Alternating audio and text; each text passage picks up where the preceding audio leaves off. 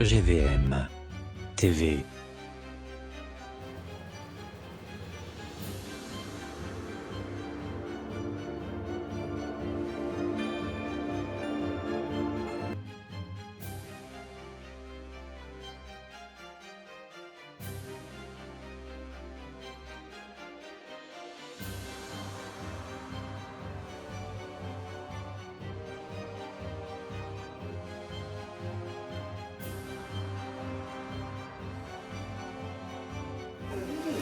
Beaucoup de gens sont intéressés par les Templiers. Et je vais faire une conférence, mais je vais surtout faire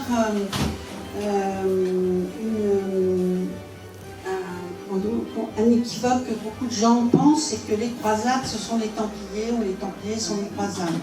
Donc, je vais surtout vous expliquer que les Templiers, c'est vraiment les moines soldats religieux, et que ce ne sont pas des croisés. Voilà. Faire la différence entre les croisés et les Templiers. C'est important. Après, je vais vous donc citer toutes les croisades qui ont existé, 8. Ensuite, je vais évidemment parler de la Londe, de la légende de la Londe, et des gens célèbres de la Londe. Et après, donc, l'Arche d'Alliance, voilà, le grand secret de l'Arche d'Alliance, et on ne sait pas où elle est, donc je vous donnerai toutes les hypothèses qui existent. Donc, on va dire qu'on va parler d'une époque donc, entre 1095 à 1307.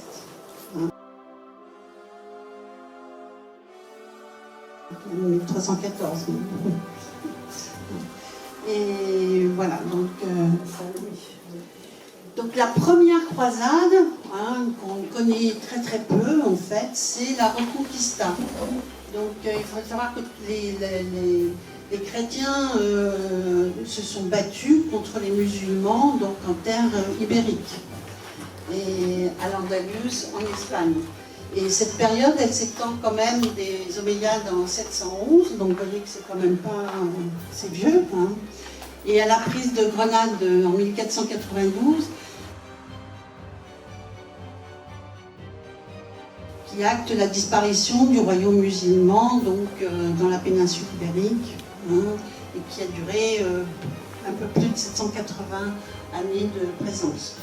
Ça, c'est vraiment la première. Ensuite, donc, de ce fait-là, on a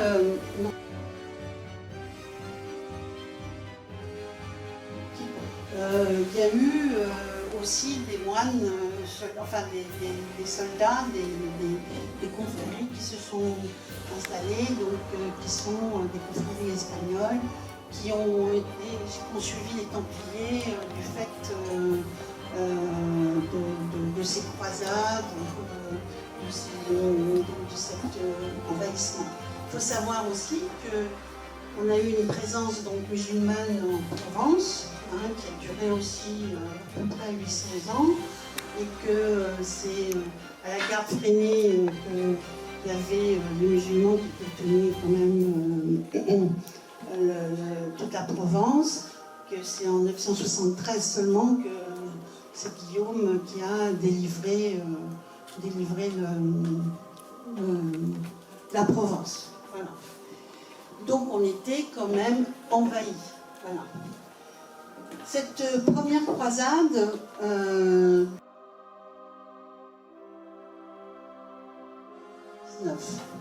alors il faut savoir que tous les pèlerins sont enlevés, torturés, les évêques, ils ont les testicules dans la bouche, enfin bon, ils finissent esclaves ou ils sont mis à mort, et qu'en plus les lieux saints et les reliques sont profanés. Donc à ce moment-là, Urbain II prêche la première croisade.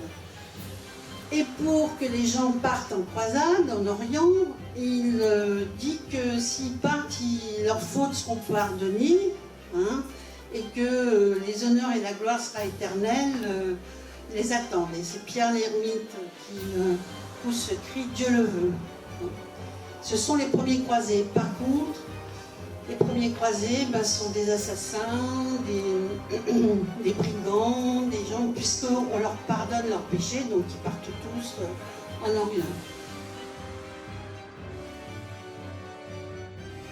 Donc on va l'appeler la croisade des gueux, hein, parce que c'est tous les gueux de... D'ailleurs la France à cette époque-là, elle est très très tranquille, tout va bien, il n'y a plus un brigand dans la France.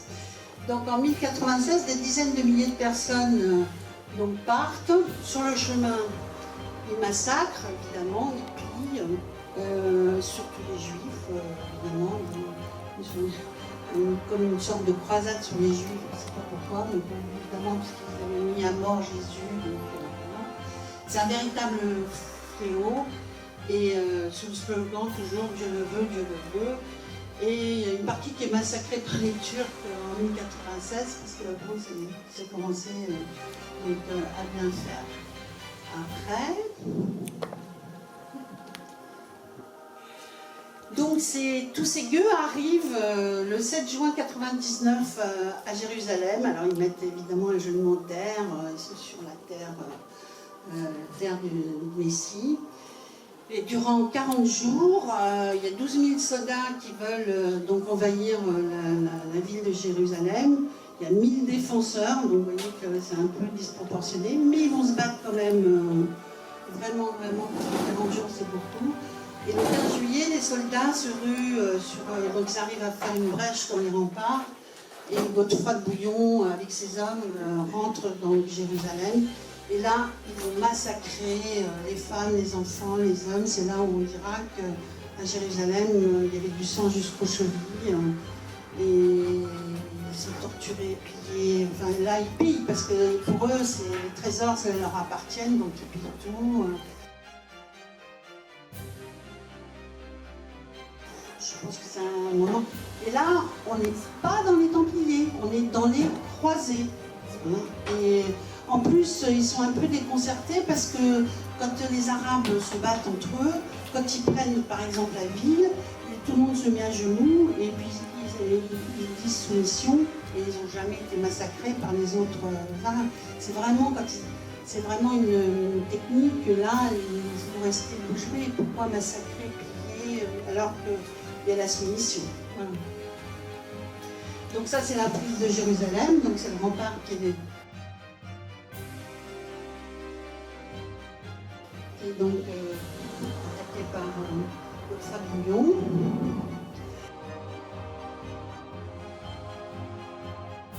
Et alors là, vous voyez, il y a une erreur, parce que c'est marqué prise de Jérusalem, mais on voit un Templier. Pas de Templier encore, hein, on est en 1099. Hein, donc voilà, c'est pour ça que je prie, parce que c'est pas du tout Templier. Voilà.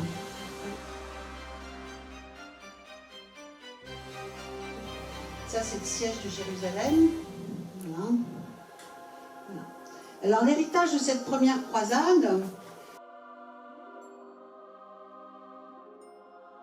c'est donc qu'il faut bien faire une différence entre les croisés et les Templiers. C'est donc Godefroy de Bouillon qui devient le roi de Jérusalem, mais qui ne veut pas de couronne.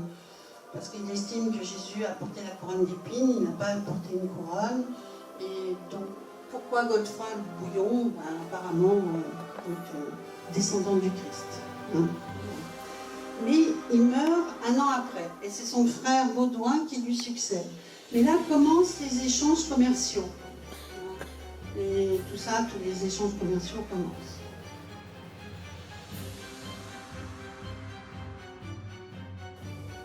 Godefroy de Bouillon.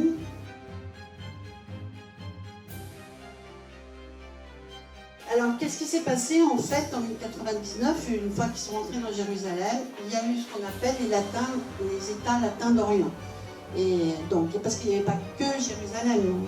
Et donc, c'est 4 États latins d'Orient. Donc, c'est le royaume de Jérusalem, le comté de Tripoli, le comté d'Édesse et la principauté d'Antioche. Et ça, c'est vraiment, ils vont se battre toutes ces croisades pour ces territoires-là. C'est là où ça va devenir.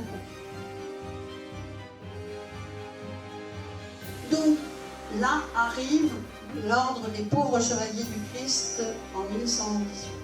Donc on a Hugues de Pène et Geoffroy de Saint-Omer qui créent cet ordre. Donc c'était toujours pour assurer la garde des pèlerins. Hein. Parce que dans ce défilé d'Atli, qui était comme une sorte des rochers, etc., là ils se faisaient tuer. C'était un accès très dangereux, donc ils avaient besoin de ces soldats pour traverser. Et donc en 1119,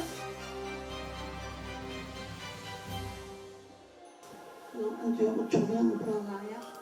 En 1119, donc après il y a André de Montbard, Godemar, Godefroy, Roral, Payen de Montdésir, Geoffroy de Bizel, Archambault de Saint-Agnan, qui font cet ordre des pauvres chevaliers du Christ en 1118.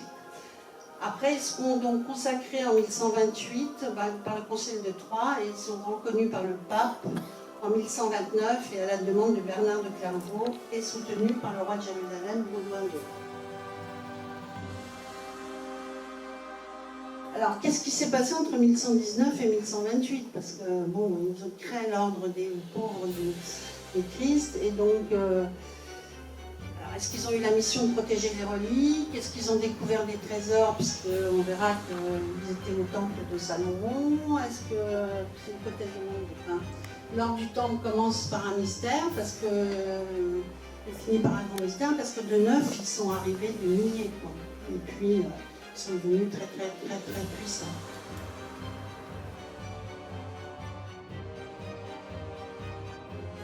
Donc après, Baudouin II leur octroie les écuries du temple de Salomon. Donc c'est pour ça qu'on les appellera l'ordre du temple de Salomon, c'est pour ça qu'on les appelle les Templiers. Et ce sont des ordres de moines soldats. Alors, il y a une ambiguïté entre les moines et puis la guerre, hein, en fait. Mais avant eux, il y avait eu les hospitaliers en 1113. Mais qui n'étaient pas moines soldats, mais qui étaient moines, mais qui étaient aussi pour apporter pour les pèlerins. Et donc, à l'initiative du chevalier champenois, donc Hugues de Pène, qui voulait protéger les pèlerins se rendant à Jérusalem. Donc, le concile de Troyes, hein, donc c'est 9 ans plus tard, à la demande de Bernard de Clairvaux.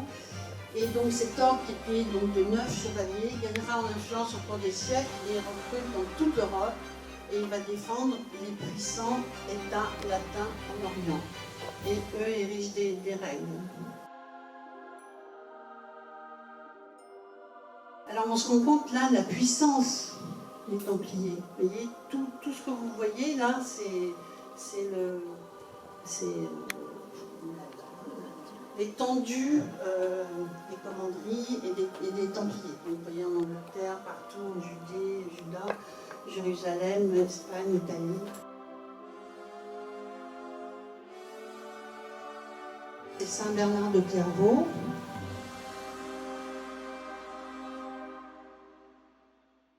Là, c'est Hugues de Pène.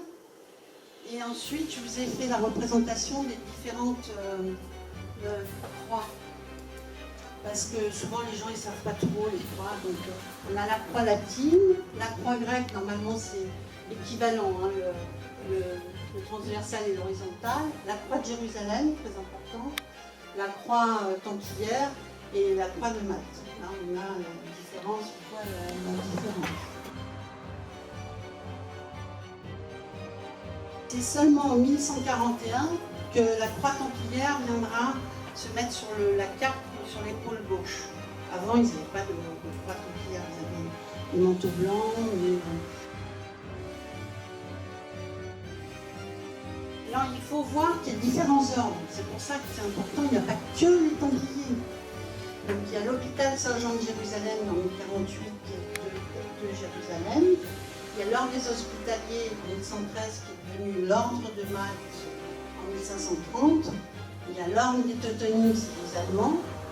Il y a les Turcoboles. Alors les Turcoboles, en fait, c'était des archers à cheval, mais en fait, c'était des autochtones. En fait, c'était comme des mercenaires autochtones, voilà, etc.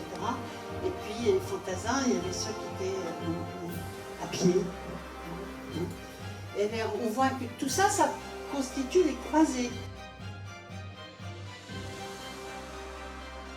Mais on peut faire une différence avec l'ordre des Templiers. Hein, voilà. Alors le rôle des Templiers, donc c'est une élite religieuse qui dirigera le monde, comment on verra. Hein.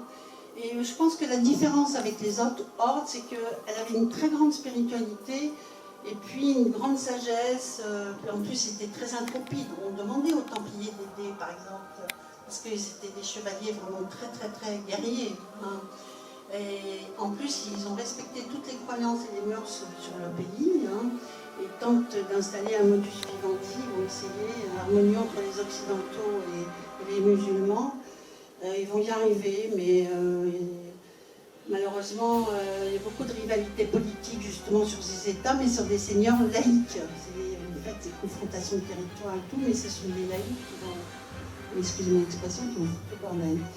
Et donc, en plus, ils bâtissent la civilisation occidentale, ils ramènent quand même beaucoup de choses, donc cathédrale, le zéro, et puis en plus des méthodes de combat complètement différentes, des grosses armures, ils avaient des trucs là qui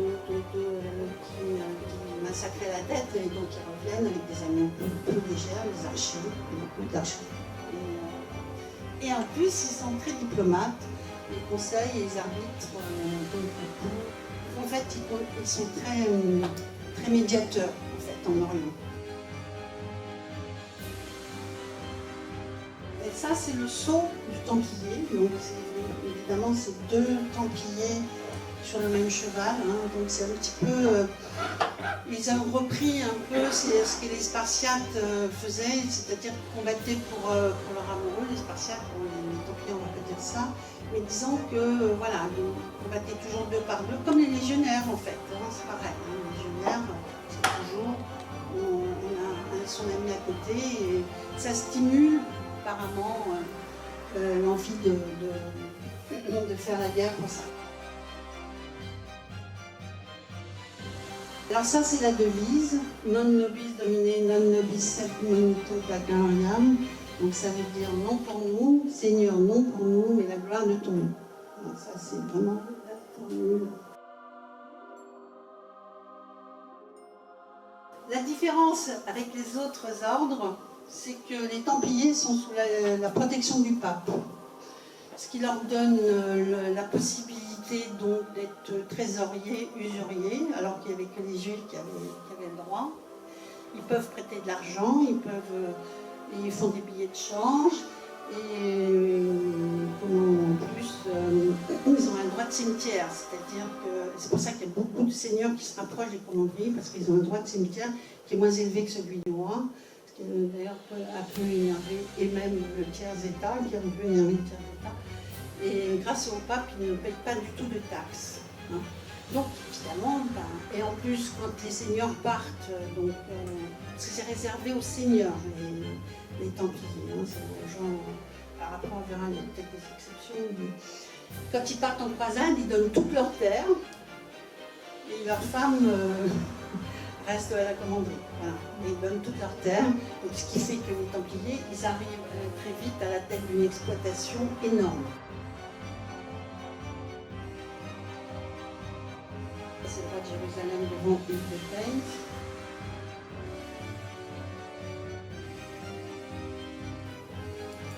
Alors une commanderie, alors je sais pas bien, il n'y a pas trop de dessin, mais c'est juste pour vous expliquer comment ça se passait. Donc on avait toujours la chapelle. Hein. Ensuite, il y avait les communs, les dortoirs, parce qu'ils vivaient comme des moines, hein, je veux dire, dans les dortoirs, pas de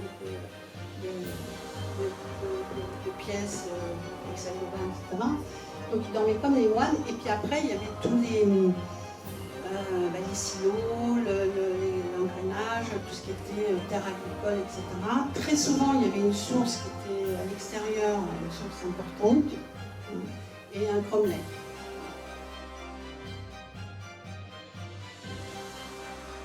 Là, après j'ai remis celle de la commanderie de Rouault. Alors, je ne me rappelle plus, c'était exposé comment la chapelle. Est. La chapelle est là dans l'angle sud-est. Sud-est. Ouais, ouais. En principe, elle est dans l'angle nord-est. En principe. Et des fois, ils ne peuvent pas faire autrement, mais elle est toujours à l'est. Parce que le soleil doit s'exprimer à la Saint-Jean-le-Baptiste sur l'abside. Voilà. C'est fondamental. Alors après, nous avons la Saint-Blaise, hein, le tour, c'est tout ce qui reste de une grosse commanderie quand même hier. Hein.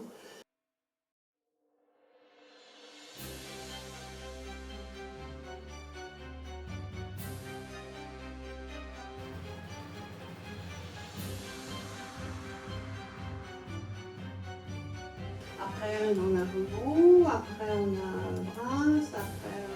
Ça, c'est toujours le Ruau, c'est ici. Donc après, on a à peu près une trentaine de commanderies dans le Var. Hein. Donc hier était quand même une énorme commanderie, dont la Longue. Il y avait donc on appelle ça ce site agricole, hein, qui est donc au château à côté de Rasvernier, hein, qui est encore exploité. Hein, donc c'est vraiment une exploitation templière. Et d'ailleurs, il y a la croix des Templiers au-dessus de la porte de l'Olivron. Alors, voilà, donc il y a une commanderie importante, etc. Il faut savoir que donc ils vivaient comme des moines, donc ils avaient chasteté, obéissance et probité. Hein, ils avaient toujours une ceinture avec les trois nœuds, hein, du lin ou du jute, toujours sur eux avec les trois nœuds. Donc, là vous voyez Brignoles, Montfort, Valcroze, Brasse, Hyères, Flassan sur les Isole, hein, donc il y a quand même beaucoup.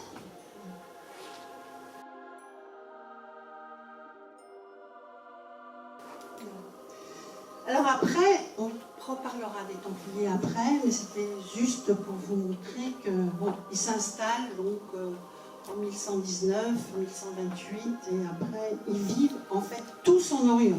Après, il y a une deuxième croisade, donc de 1147 à 1149. Donc les musulmans ont repris le comté d'Édesse. Allez hop, donc on y va. Hein.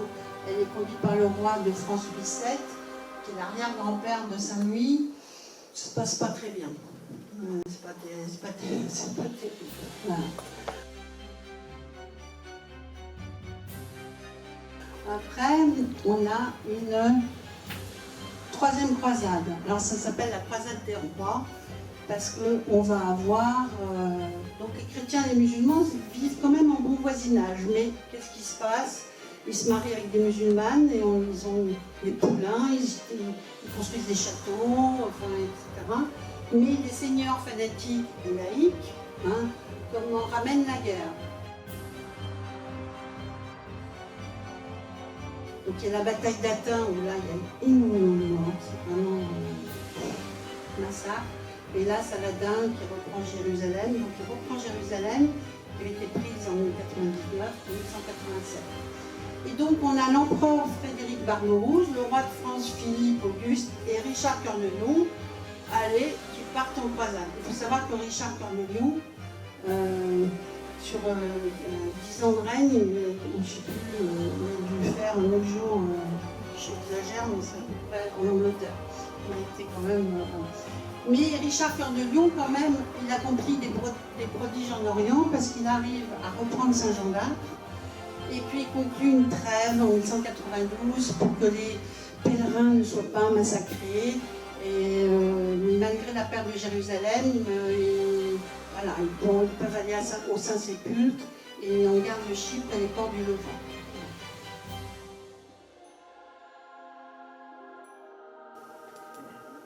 Donc ça c'est le blason de Richard Cœur de Lion.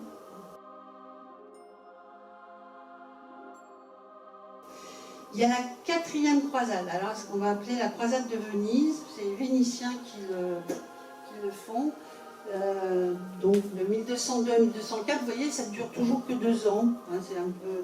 Et le pape Innocent III qui voulait récupérer encore le Saint-Sépulcre, donc il envoie tout ça, mais ils mettent à sac Constantinople, donc ils font des horreurs, et puis on est loin de ça, et puis ça échoue. Ça, pour ça, ils se battent pour le Saint-Sépulcre. C'est pour que je vous montre l'image, là, il y a le corps du Christ. Enfin, il y a... Après, il y a une croisade intéressante, enfin, qui je trouve très triste. C'est la croisade des enfants. Donc, il y a des fanatiques religieux, des prédicateurs religieux fanatiques qui envoient 30 000 enfants en Orient, qui n'y arriveront jamais d'ailleurs. Et qui seront massacrés, violés, pris en esclaves, parce qu'ils pensaient que les enfants, l'innocence des enfants, etc. Ça aussi, c'est pas très glorieux. Ça, on n'en parle jamais en plus, on pensait que les enfants. Après, on a la 5e croisade. Donc ça, c'est la 6e croisade. Donc, ils se battent en fait pour voilà. Maintenant, c'est la mosquée bleue, mais avant, c'était le lieu des saints.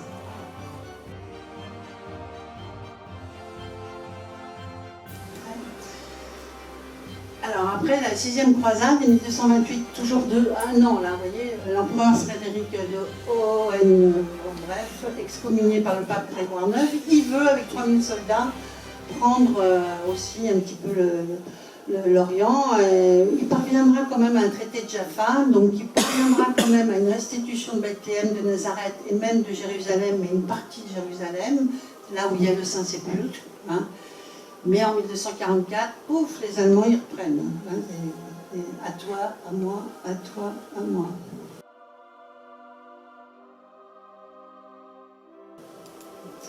Et cette fameuse croisade, la 7e croisade, donc 1248 à 1254, et qui est faite par Saint-Louis. Donc il prend la croix et il emmène sa femme Marguerite, qui fera d'ailleurs, qui était enceinte, donc qui accouchera de Tristan, leur premier d'ailleurs héritier. Hein.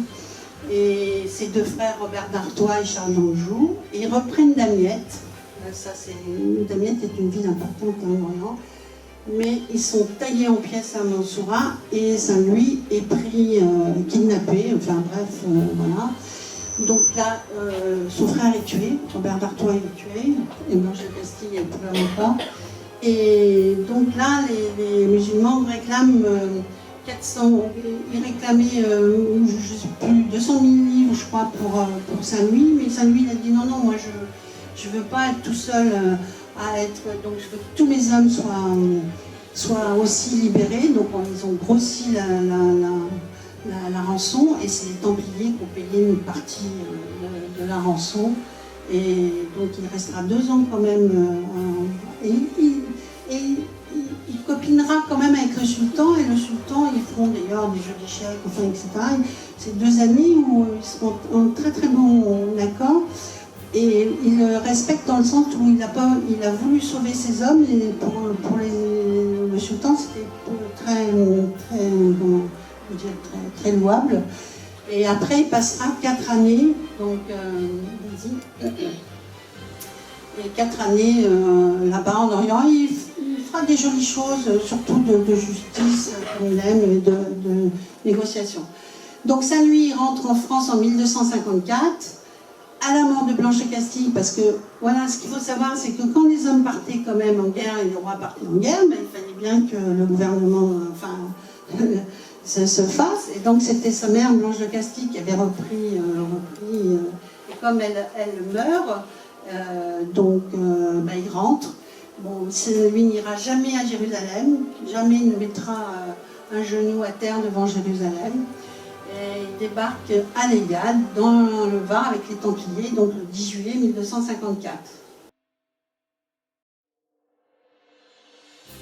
Et donc la 8e croisade et la dernière croisade se passent en 1270, quand Saint-Louis repart Alors il veut partir à Tunis parce qu'il veut influencer le sultan pour que les musulmans se rallient, parce qu'en fait il voulait que les musulmans deviennent chrétiens, hein, donc c'est pas forcément évident.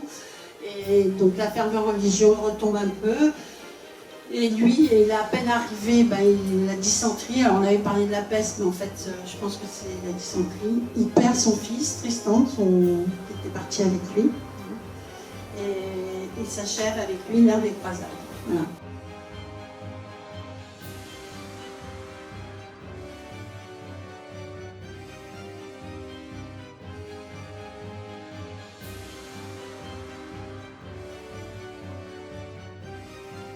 Tous ces croisés, tous ces templiers, etc., tous ces hospitaliers, etc., ils se sont réfugiés donc à Saint-Jean d'Acre. Mais les musulmans, ils ont dit quand même, il faut quand même qu'on les foute dehors. Donc on a le massacre de Saint-Jean d'Acre en 1291. Alors on voit par exemple Saint-Jean d'Acre, donc il y a la porte Saint-Lazare, le faubourg, il y a la tour des Anglais, il y a le quartier des Hospitaliers, le quartier des Teutoniques, là il y a la citadelle, heureusement templière, heureusement qu'elle est là d'ailleurs, hein, la tour des Lacs. Là on arrive au massacre de Saint-Jean d'Acre, qui est la fin de la conquête en Orient. Hein. Et c'est un siège militaire qui se soldera par tout le massacre vraiment très, très fort de tous ces croisés qui étaient réfugiés là. Et puis on perd tout. Et à cette occasion, vous voyez, la tour templière qui était comme ça, donc les Templiers ont pris quand même des gens, parce que comme ils étaient face à la mer, et là les Hospitaliers, donc Jean de Villiers et le grand maître Guillaume de Beaujeu se réconcilient, hein, alors qu'ils étaient longtemps rivaux, et ils s'échappent, vas-y, la suivante, à Chypre. Voilà.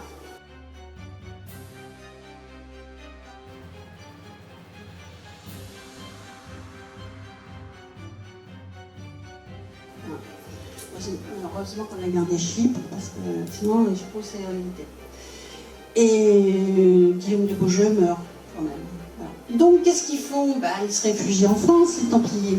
Hein, et reviennent alors sur leur beau destrier avec plein d'or, plein de richesses, plein de tout ça, avec des armures absolument fantastiques, des vrais guerriers. Hein. Et là, ils sont sous le grand maître Jacques de Molay. Hein. Ils aident Philippe le Bel lors des émeutes de Paris qui faillit lui coûter la vie, c'est dommage qu'il soit mort, enfin bon, bref. Voilà, ils assèchent tous les marécages de Paris, donc toute l'île Saint-Louis, hein, ils cherchent tout ça. Et évidemment, ils se livrent à des activités très prospères et qui deviennent objets de convoitise, et des trésoriers, usuriers, et ils inventent un petit peu le système de la banque. Philippe le Bel a eu peur de la puissance des Templiers. D'ailleurs, il n'y avait pas que lui qui avait peur, il y avait tous aussi on va dire, tous les pays européens autour qui quand même voyaient d'un mauvais œil ces guerriers quand même assez puissants. Est-ce qu'il n'a pas supporté l'affront de Jacques de Molay de lui refuser de devenir grand maître, de devenir Templier? Est-ce qu'il voulait posséder les trésors des Templiers? Bon, ça, il l'a raté parce qu'il n'a rien eu. Alors, il avait beaucoup de dettes auprès des Templiers, Philippe le Bel. Voilà. Donc, ce qui s'est passé, voilà, il y a l'arrestation le vendredi 13 octobre 1307 des Templiers sur la région parisienne, enfin sur tout ce qui est Paris. Alors à Hyères, ça se passera le 24 janvier 1308. Bon, il n'y avait pas de téléphone portable à cette époque, hein, et c'est l'évêque de Toulon qui fera une indiscrétion pour leur dire de sortir. Et donc on a notre Raymondus de Angélis, précepteur, qui est précepteur. Arnaud, Pierre et Jean de Montmélian sont les infortunés religieux arrêtés. Mais j'étais très vieux.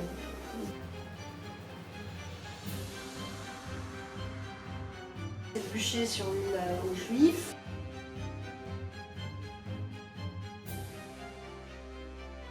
C'est Philippe le Bel qui paraît qu'il était très beau.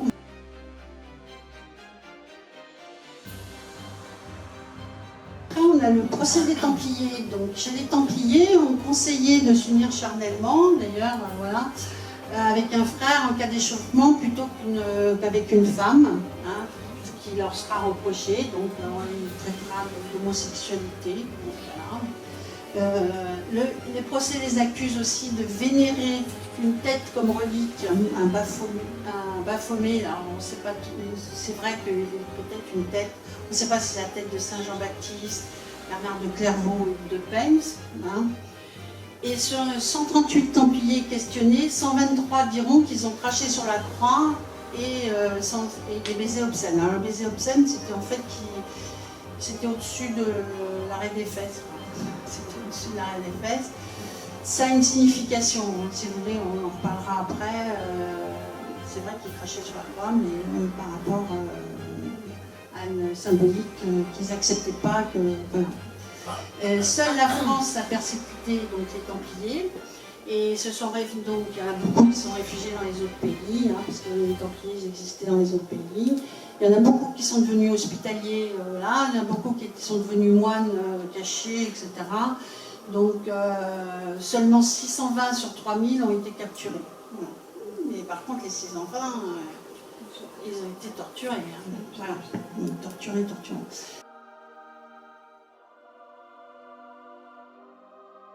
Ça, c'est Jacques de Molay, le grand maître.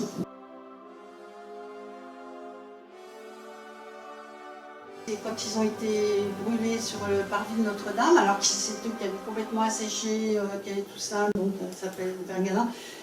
Et Jacques de Molay, il a voulu se tourner vers devant pour honorer Notre-Dame, donc la Vierge, donc il a réussi. Voilà. Baphomet, alors ça peut être aussi Janus, de face, je crois. Ils ont été brûlés donc le 11 mars, alors on n'est pas d'accord sur la date, le 11, 18, on ne sait plus, entre le 11 et le 18 mars 1314, hein, Guillaume de Charny. Alors pourquoi eux ont été brûlés? Ils ont été brûlés parce que, donc, sous la torture, ils ont avoué l'hérésie, l'homosexualité, enfin, etc. Et puis, alors après le procès, il faut expliquer que le pape, il a quand même été, au début il les a aidés, puis après il a retourné sa veste.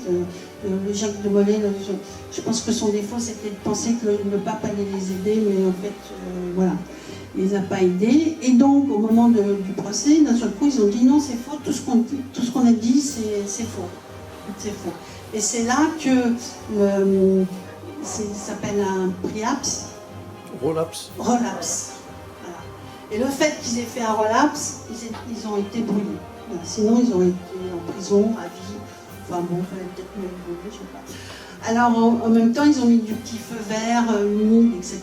Ça a duré un certain temps. Et alors, revient quand même, il a dit « Ceux qui ont fait du mal, ou tort au temple, Dieu les jugera. » Alors, aucun trésor ne sera trouvé. Par contre, la malédiction, est-ce qu'elle a réellement marché, puisque le pape Clément V meurt le 20 avril 1314, on ne sait pas s'il n'a pas été empoisonné, et Philippe le Bel, qui est un excellent cavalier quand même, se fait renverser par un sanglier le 29 novembre 1314.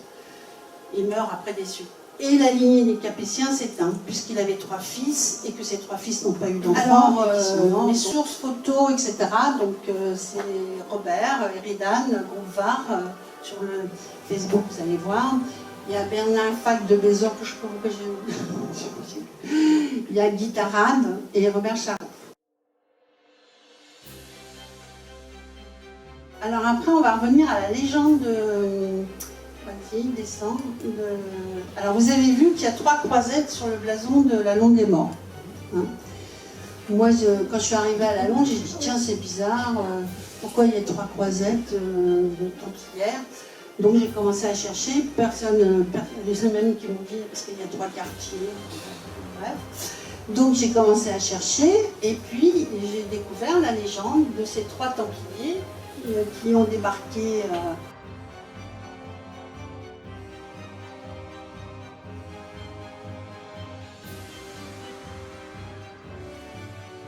Saint-Louis qui débarque à Légade, alors qu'il aurait dû débarquer à l'Aigle-Mort, puisqu'il avait fait ce port exprès pour les deux, mais il vient à Légade, on ne sait pas pourquoi. Et 3 Templiers qui débarquent sur la plage de l'Argentière, et qui se font soigner à l'hôpital. Il y avait un hôpital au Bormet. Alors, en plus, ils sont fâchés, les hospitaliers, les Templiers sont fâchés. Pourquoi aller, alors qu'ils ont ce qu'il faut, hein, les Templiers, la commanderie de garde et ce qu'il fallait. Bon, ça m'a un peu interloqué. Et puis, bon, pour remercier, il y a 3 croisettes, dont les croisettes sur le blason. C'est cet hôpital qui est dans les vignes, donc derrière les Bormet. C'est un dessin parce que, en fait, on n'a qu'un dessin, et ça ressemblait beaucoup à la Chartreuse de la Verne. On n'a qu'un dessin qui date d'avant la guerre, et après on n'a plus rien. Et ça a été complètement, voilà, complètement détruit.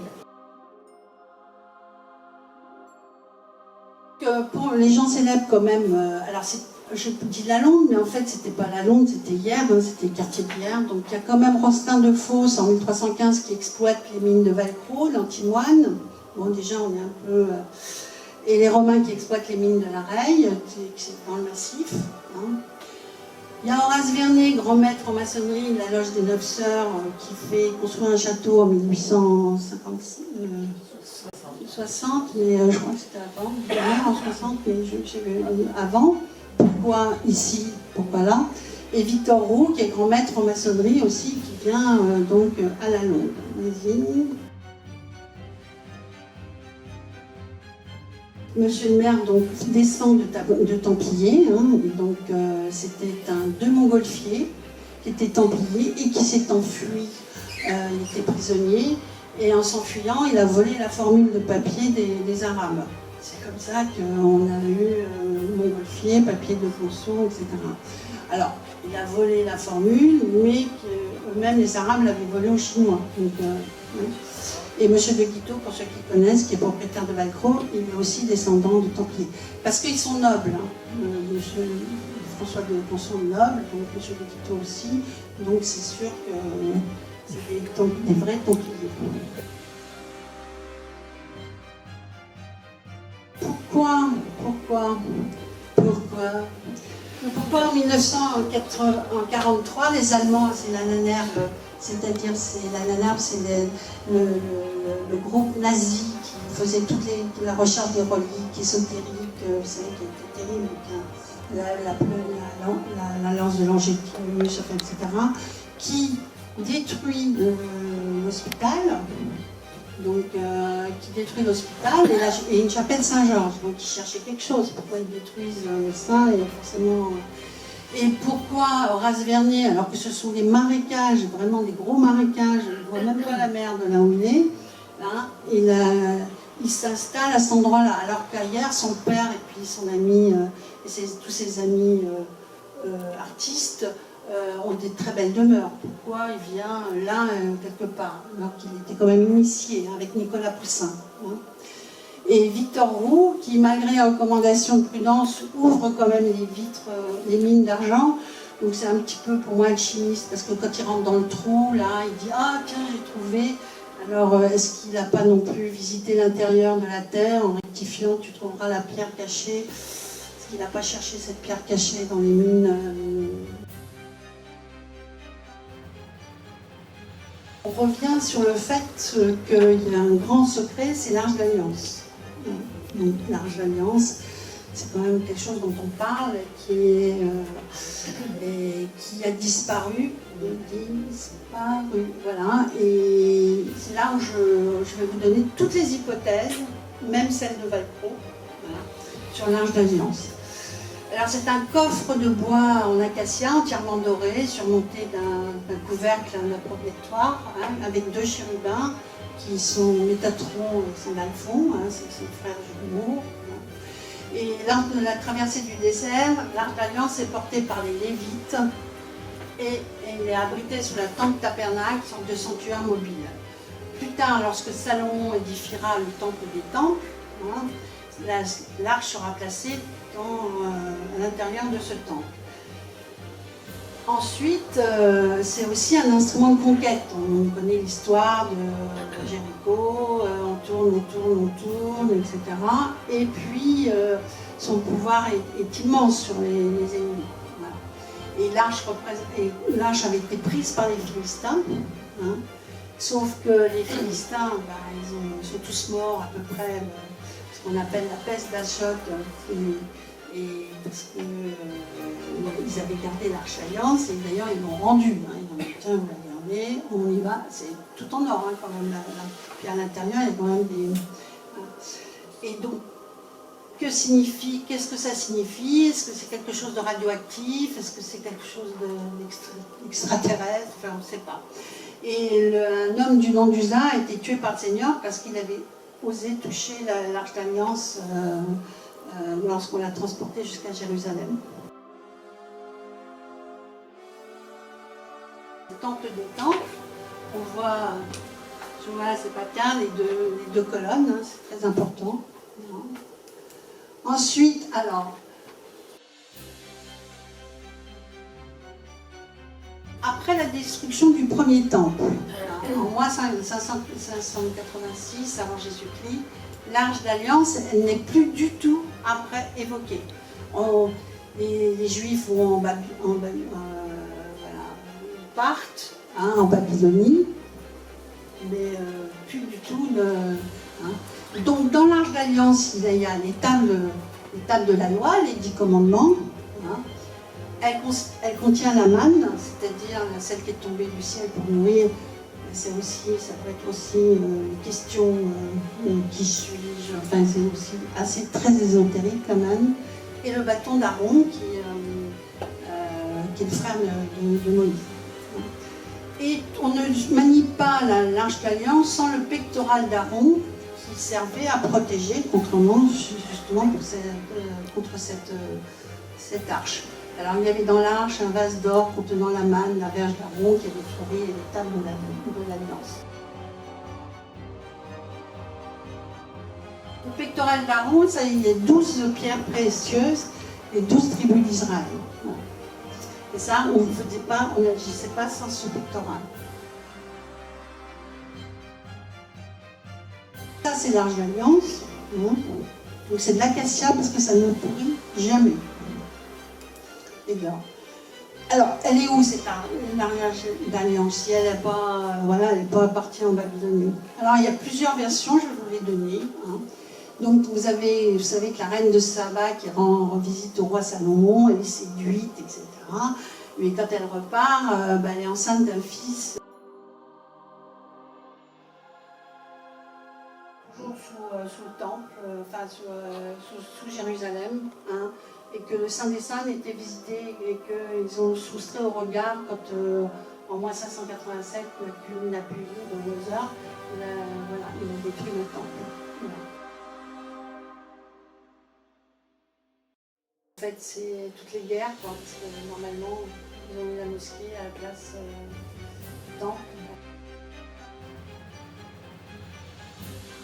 Alors, ma version à moi dans le livre, qui est romancée, mais bon, c'est un roman historique, je vais dire, parce que toutes les dates sont vraies, tout est vrai. Mais moi, je pense que lors de la destruction du temple par Nabuchodonosor, il y a eu une supercherie avec les colonnes.